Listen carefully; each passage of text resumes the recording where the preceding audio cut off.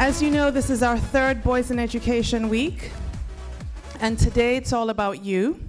It's about you working with your mentors to really just go through a day of discovery, have a better understanding of what it is that you're here to do today. What we've done here with partners like Grace and Victoria Mutual before us and UNESCO and others is to be able to gather teachers, parents, and people who are willing to act as mentors, who can sit and talk to people, children in their own way, in their own language, and inspire them. It certainly is heart and center of what our nation faces, which is why I'm here, because we need more male role models who can influence our youngsters before they get pulled in the wrong direction. And I'm happy to see so many young men here participating in a similar way to myself, have rap sessions with the young gentlemen to encourage them how to be successful. I spoke about how to overcome anxiety because I was very shy as a child and forced myself to learn to speak to strangers by the time I was 15, and that helped me tremendously to be more outgoing. People say, you are an introvert? I said, yes, but we can teach ourselves to be different. I went to school for the first time when I was 5 years old. I lived in a single family setting with my mother and 3 siblings, and she did not have any money to give me to go to school. I got my first detention in high school, the first day of the first year by the 3rd class. And then I got so much detention after that, that detention became my after-school activity for the next 3 years. I never do any work, but I was still bright. You know what the head of sixth form said? I don't think he should be in sixth form. I don't think he'll become anything. As a matter of fact, he's an embarrassment to you as parents. So again, it comes back to me as a young man trying to find my path in life. Hearing from people who see me every day at school that I will amount to nothing. So again, I start facing adversity again. My mother took me to Kendall Primary School, which is in Hanover.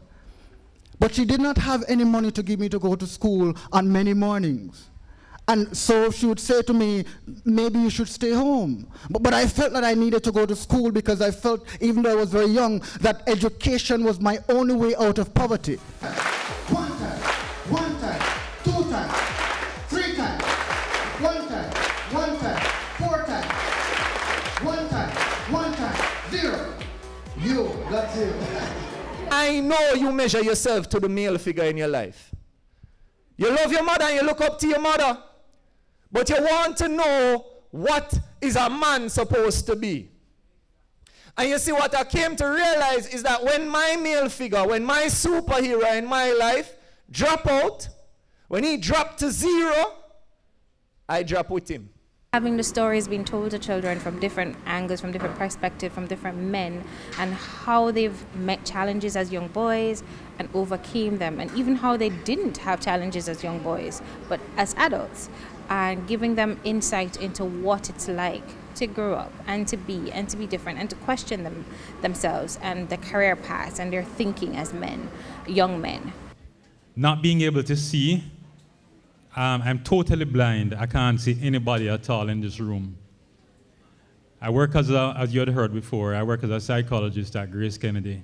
It's very important, especially young men with great ideas, but they do not know how to channel these ideas into specific directions. And today, I am sure that our young people that we have taken here today have gotten a chance to channel their ideas, especially their career paths, into the right direction based on the counseling and the information they got from those persons who counsel them.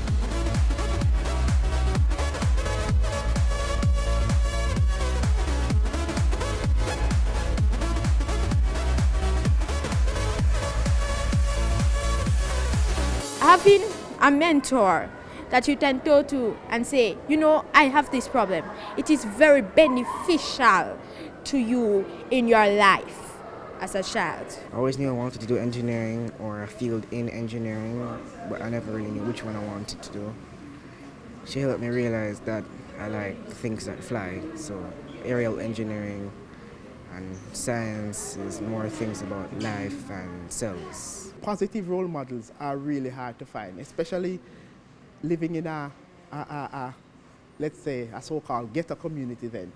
You see the persons that these guys, these young men see sometimes are the guys coming in with their flashy things and, showing off and stuff like that, and they would aspire to be like those guys. But when they see guys that have risen above those challenges and have achieved, they can say in themselves, whoa, why can't I do it? So I think this is a very, very good idea, and I hope they continue it for years to come. But if it could be held probably half yearly on a more frequent basis, where more young people could get involved, especially the boys, I think it would be a plus for Jamaican youth. Going forward, we absolutely welcome anybody in corporate Jamaica who wants to come on board, who wants to work with us, who wants to sponsor a boy, a child, and give them an opportunity to say, I can. It helps us young people to encourage us and to show us the way, like to guide us on our destination to our career choices. Having to put through this mentorship program, it is just unbelievable, and I must give them a big thanks and to say to them that continue doing the good work that you are doing.